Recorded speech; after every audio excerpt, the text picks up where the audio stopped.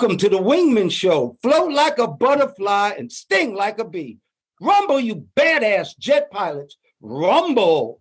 Welcome to the Wingmen Show. My name is Drew Brown, and I have a wingman who looks after my six, my friend, my brother, Dr. Paul Thompson. What's up, Dr. Paul?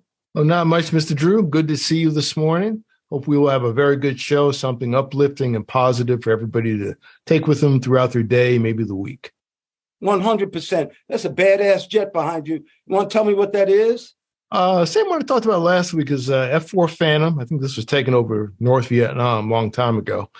But it was the mainstay of the U.S. Air Force, the Marine Corps, the Navy, and a bunch of other foreign nations. You know, Iran had a lot of them. I think Iran was the largest foreign customer for a while. Really? What kind of missiles are those? Oh, those missiles underneath. Probably most of Sidewinders and Sparrow missiles. The Sidewinder is kind of a close-in weapon. I think you can shoot it from like inside about half a mile to maybe 15 miles. The Sparrow is a radar-guided weapon that usually the backseater is going to control. He has to be guided to the target.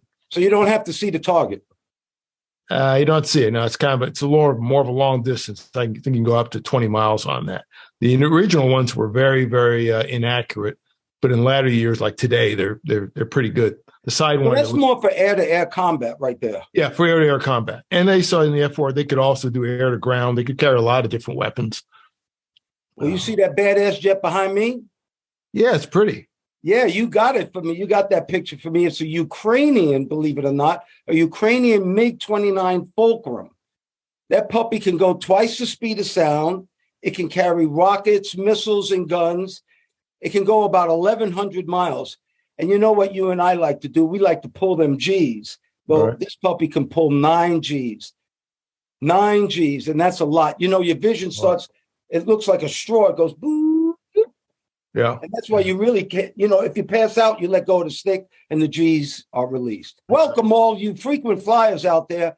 So happy to have you here listening to us again. And all you new listeners, if you watch it on YouTube, you can see these badass jets. And Dr. Paul and I put some pictures on throughout the program that I think you'll really enjoy. So check us out on YouTube. And if you would do us a favor, please write a little review on us for Apple Podcasts. That would help a lot. Well, guess what? No, before I do that, I want to do a shout out. I want to do a shout out to my main man, Willie Payne. He wrote me. I'm going to tell you, Willie Payne is a FedEx HR representative. He's a senior guy there. And I'll tell you what, he's the reason FedEx is such a great company. Guys like that. He's always looked after me. He's a good brother. Willie Payne, shout out from the Wingmen Show. Yes. I'd like to give a shout out too, if I may, to another FedEx employee, another great guy. Our good friend, a friend of the show, Jeff Mabry. Remember Jeff? Oh, yeah. I lived with him at Albert Glenn's house when we were in training. There you go. It's a small world. But I saw Jeff Mabry just qualified as a type-rated 757-767 pilot, Boeing 757-767. There's a nice picture. We'll put it up. It's him outside the simulator, and I guess they gave him a certificate now or something. He's holding a certificate. We've seen that kid grow from a civilian to an airline pilot. Yeah, well, the last time I saw him, I remember he was unloading my airplane one night. It seemed like just yesterday. That's amazing. Very, very, very proud of him. Congratulations. So am I must say. And for all you frequent flyers and new listeners, we have a newsletter at wingmenshow.com. And I think this week's newsletter, Dr. Paul's going to write about our financial section, about how to talk to a financial planner, how to make an introduction, how to finally talk to somebody who might know a little bit more than you. Right. Well, it's time for this. Look at this, Dr. Paul. Our first sponsor, Magic Mind. I took mine this morning. We are going to do a 2-week test. If you guys would like to try this 2-week test with us, the code is Wingman14. Where I think you can get 40% off of Magic Mind. Anyway, let me just tell you what Magic Mind is and why I'm so excited about this. It's because it improves productivity. And that's, it's not a 5-hour energy shot where you feel all speeded up. You're not going to get high.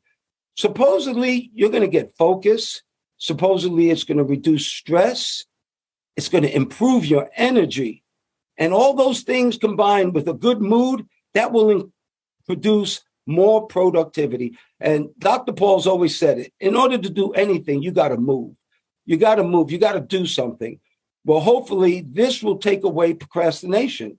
Dr. Paul, are you ready to take this trip with us? Because I took mine this morning. I took mine here. Here's an empty bottle. I took it.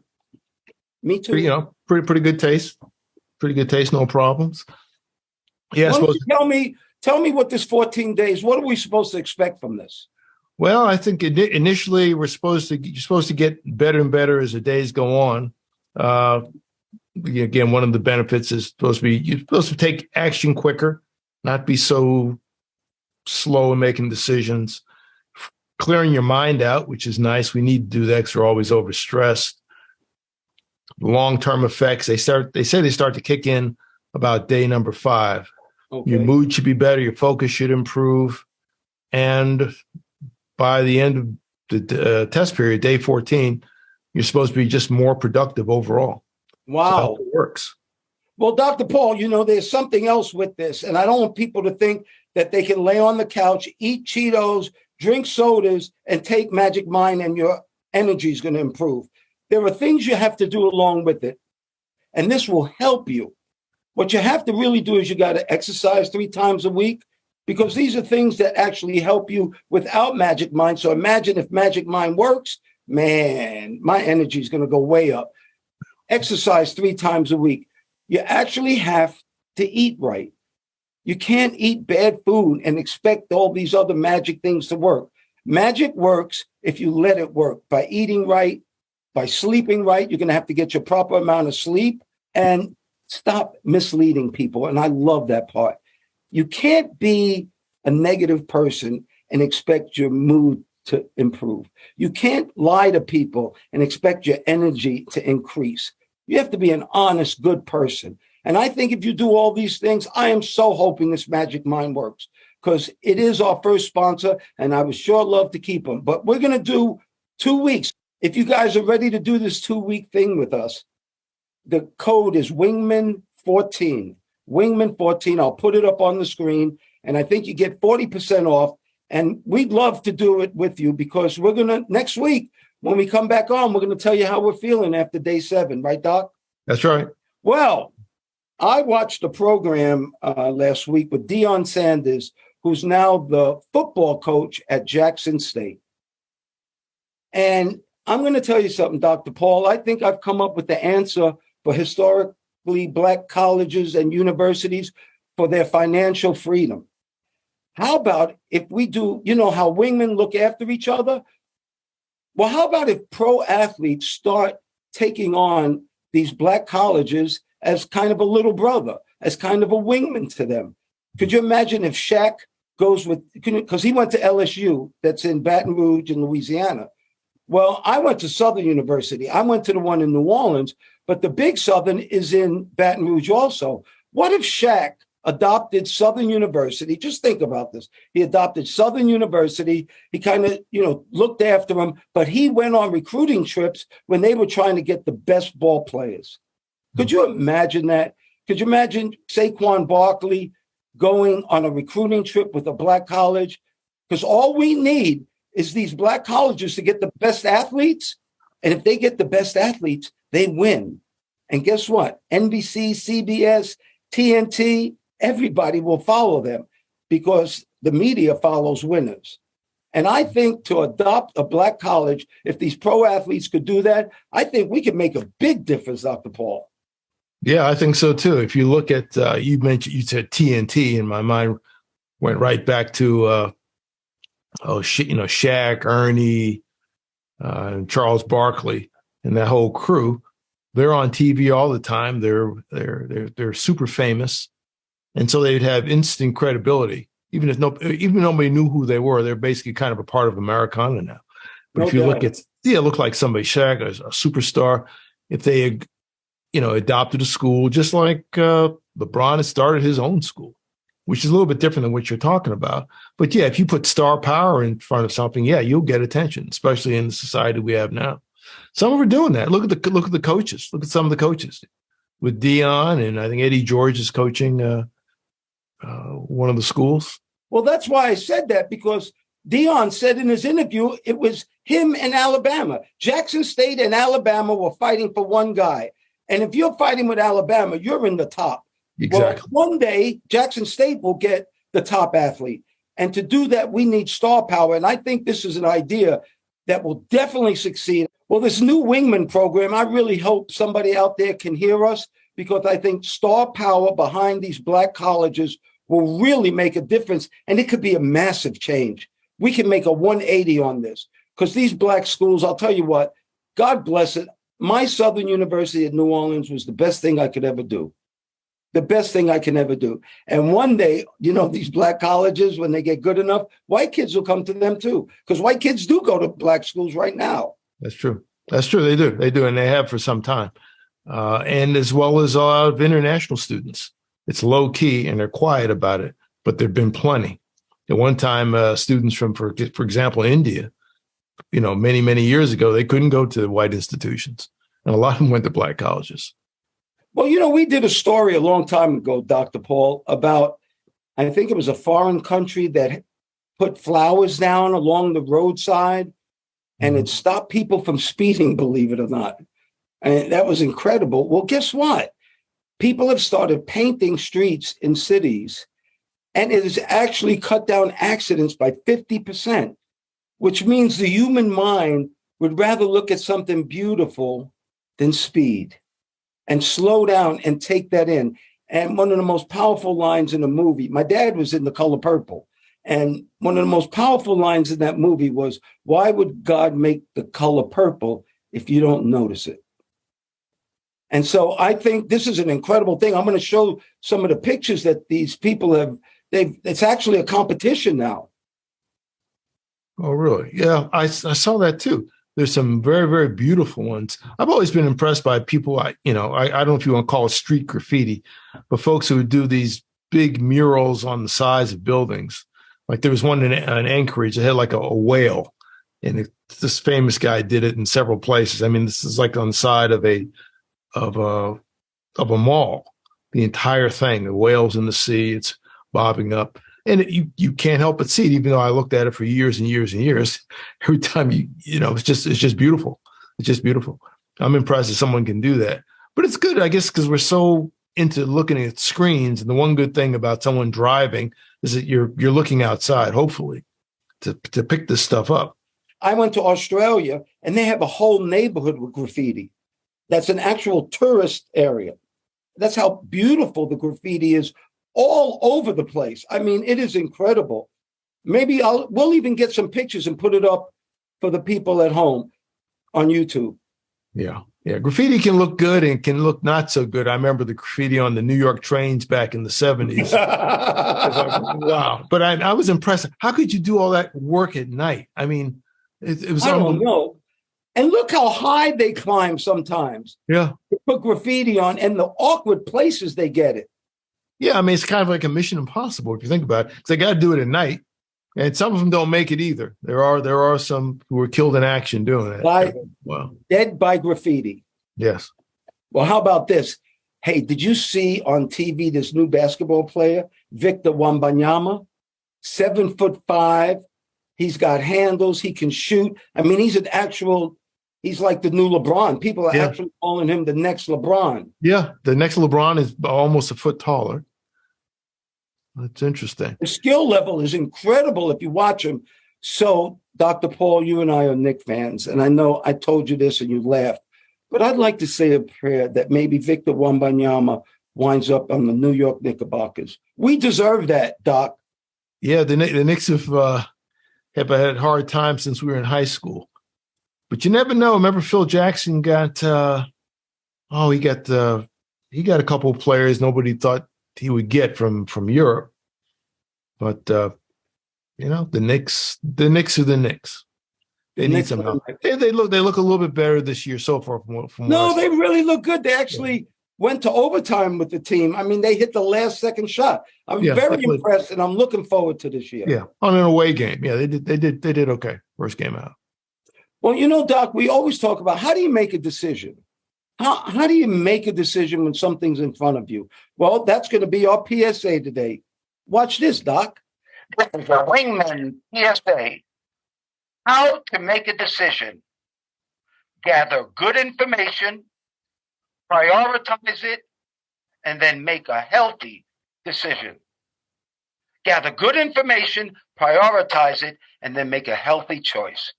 That's how you make a decision from The Wingmen Show. Thank you very much. Now, one of the things in there, Doc, was good information. Because a lot of people gather information, but it's not very good. Right. A friend of mine who's a doctor, you'd always say that, hard for me to take advice from somebody dumber than me. He said that a couple of times. He's honest. That's you never know. You never know. So don't close yourself off, but just don't go to the bottom of the barrel, for your first consultation. No doubt about it. All right, remember the game we played for a couple of weeks now? I like it. It's called the odds game. I'm going to ask you what the odds are, and you tell me what they are. You ready for the first one? Yes. What are the odds of thieves breaking in your home? What out of 100?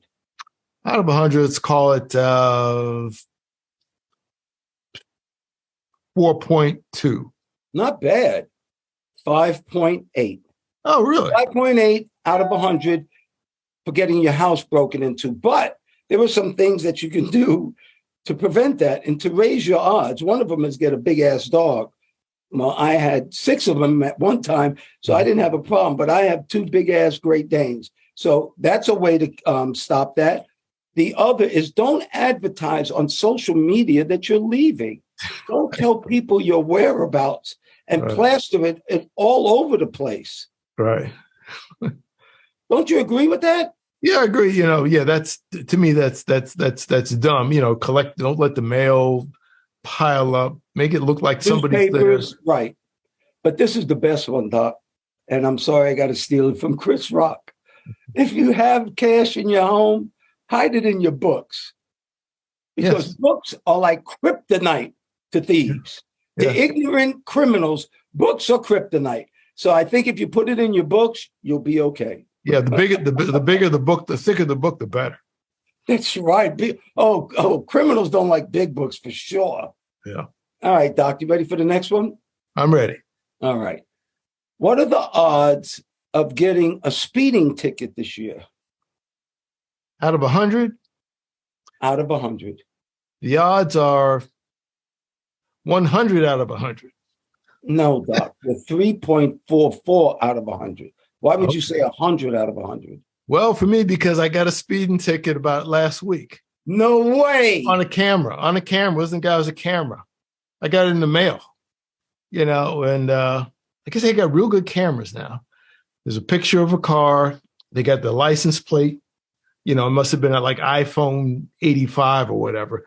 It's super thing. It looks like me, and they gave you speed and all that. And I said I was about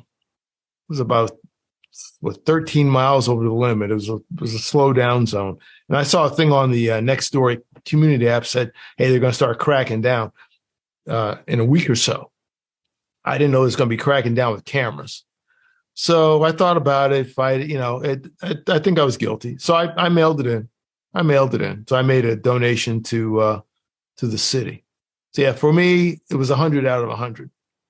Wow. Well, there's some ways of not getting a ticket, and these might help some people. Slow down. The best way is don't speed.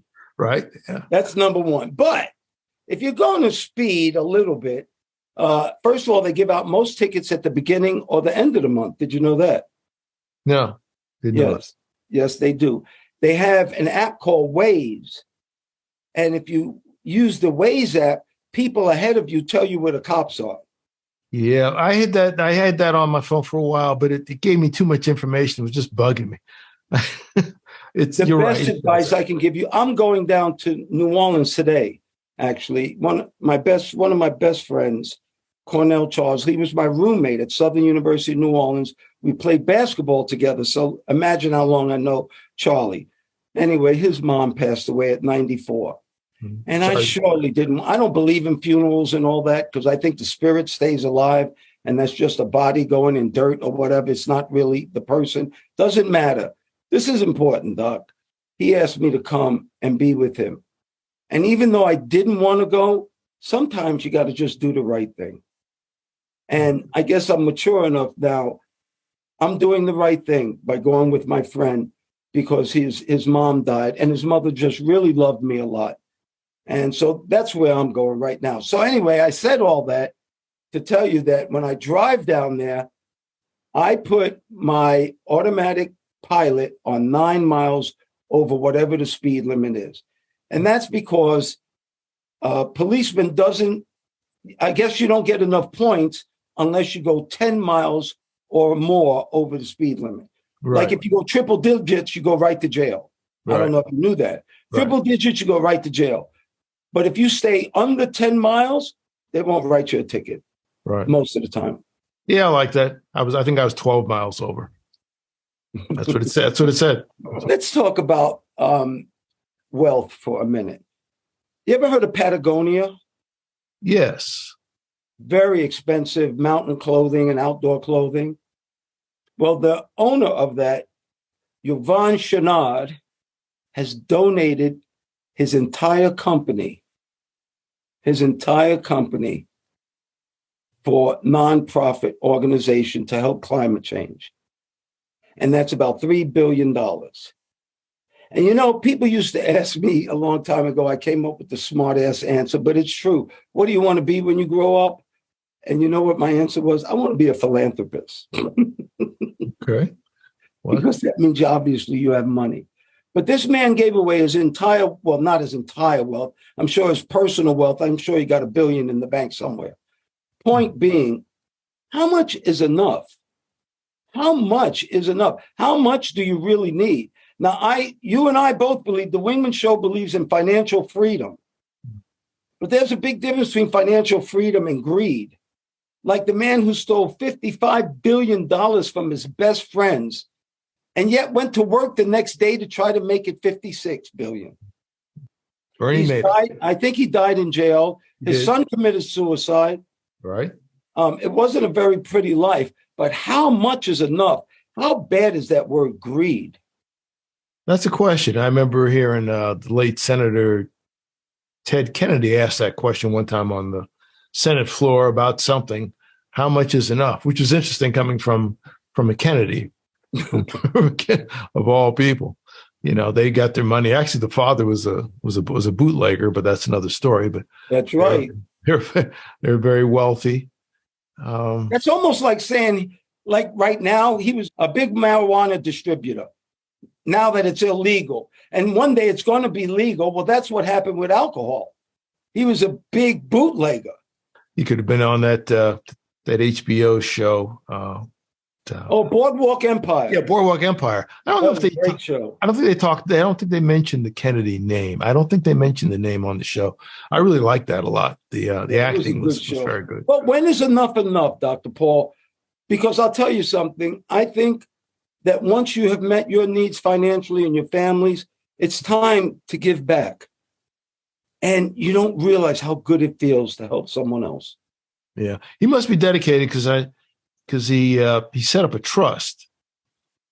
This gentleman from Patagonia set up a trust, and he actually has to pay taxes on it, which is unusual. You can set up like a charitable remainder trust. You can donate X number of whatever to charity, and you get money off of that trust for a certain amount of time, maybe your lifetime, or maybe your grandchildren's lifetime, and then whatever left goes to that charity. So if you start with billions of bucks, it's making hundreds of millions a year or whatever. So it, feeds you for a while. Then when you pass away, or whoever passed away, it all reverts to them. But usually there's also a big tax advantage. But this one, his agreement was put together with the help of Warren Buffett.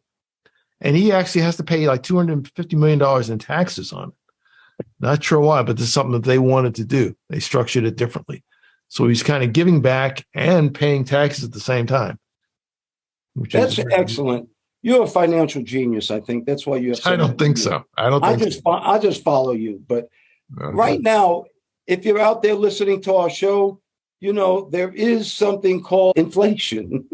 Mm-hmm. That's the biggest thing on everybody's mind. Well, the wingman answer to inflation is make more money. Instead of wasting your time complaining about how prices are going up, use that time and think of a way to make more money legally. Right. Because there are ideas out there all the time. And I don't mean quick, wrong money, because quick, wrong money goes away. And most of the time you do also. Yes. Doc, can you give us our wingman this week? Okay, here's a wingman. Let me throw out a little riddle to you. What does a rapper and a firefighter have in common? Wow, that's a good one. The answer is like little, if anything at all. Last week we were talking about, I think, Megan Thee Stallion. Mm-hmm. This week we're going to talk about our wingman, Megan the Warfield. Her name is Megan Warfield. This Megan Warfield, some time ago, was a passenger in a vehicle coming back from a golf tournament that she organized. It was in honor of her late father, who had done it, I guess, years before. So she's coming back from this tournament and was involved in a multi-vehicle car accident. She was shaken up a bit. And when she looked outside, she noticed that the car in front of her was upside down. She gets out of her car and confronts the passenger, or it confronts the driver. I shouldn't say confronts the driver. She goes to assist the driver in the overturned vehicle. And it was a woman, couldn't get her out, and she kind of stabilized her so she wouldn't move. And the reason that this is kind of extraordinary is that she was 9 months pregnant. What? Yeah, she's 9 months pregnant, and she was also a volunteer firefighter. And her volunteer, I guess, mothering and firefighting instincts kicked in, and she went to assist this woman. We'll put a picture up. You can see her bending over. It was important that the woman stay in a fixed position and not damage herself as rescue was coming. So the car was upside down. Obviously, it wasn't in fire. And she said the interesting thing is, she said, that's when my contractions got really bad, because she was 9 months pregnant. Wow. She was out on maternity leave when this occurred. And she said, I couldn't believe I was down there. She said the labor pains were really, really bad. So right after that, they took her to Johns Hopkins Hospital, and they found that collision that she was in, where she stayed upright, had actually knocked the baby sideways and induced labor. Wow. And shortly thereafter, she gave birth. She gave birth to a little girl. Not Megan Thee Stallion, but Megan Warfield. We call her Megan the Warfield would be good. Yeah. She was a volunteer firefighter at Boley Quarters Fire Department in Baltimore, Maryland. And she is our Wingman of the Week, someone who went beyond the call of duty and responded as a first responder, even though she was one that was also in trouble. Wow, what a great story, Doc. Oh, I'll tell you what, I'm feeling great by that story. I love when people help others. And I guess that's the whole idea of the Wingmen Show. Okay, everybody out there, remember our first sponsor is Magic Mind. We will put on the bottom of the screen, Wingman 14. If you use that and order it, we don't know if it works yet. We don't know, but we're sure hoping it will. So if you want to take the challenge with us, go ahead and order it. Wingman 14, we'll put it on the screen. Dr. Paul, you're the bomb, and I really want this Magic Mind to work. I need focus, and I need to stop procrastinating. I do too, and maybe one day we'll be able to leap tall buildings in a single bound. They don't promise that, but I'll look forward to that too if it happens. I'd be happy just to touch the rim. Me too. I pray for peace, Dr. Paul. I do too. Have a good week.